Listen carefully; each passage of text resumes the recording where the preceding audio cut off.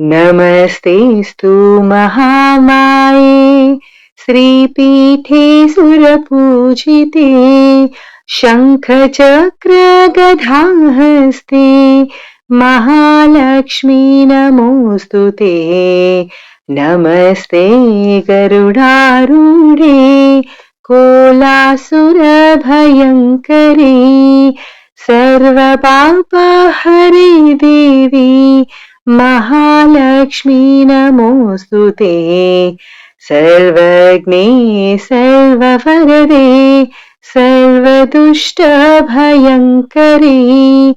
सर्वदुःखहरे देवी महालक्ष्मी नमोऽस्तु ते।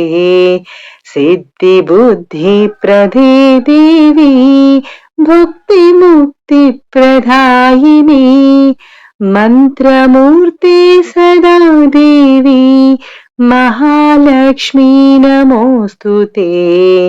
आद्यान्तरहिते देवी आदिशक्ति महेश्वरी योगज्ञे योगसम्भूते महालक्ष्मी नमोऽस्तु ते।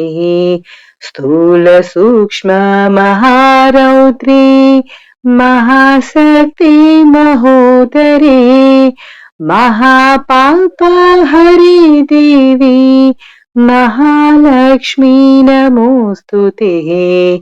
पद्मासनस्थिते देवी परब्रह्मस्वरूपिणी परमेशी जगन्माता महालक्ष्मी नमोऽस्तु ते। श्वेताम्बरधरे देवी नानालङ्कारभूषिते जगत्स्थिते जगन्माता महालक्ष्मी नमोऽस्तु ते। महालक्ष्म्यष्टकं स्तोत्रं यः पठे भक्तिमान् नरः सर्वसिद्धिमवाप्नोति राज्यं प्राप्नोति सर्वदा।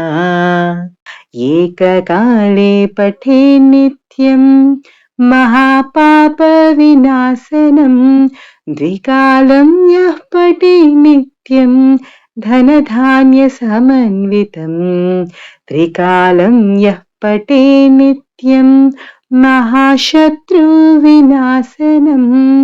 महालक्ष्मीर्भवे नित्यं प्रसन्नवरदा शुभः। इति श्री महालक्ष्म्यष्टकं स्तोत्रं सम्पूर्णम्।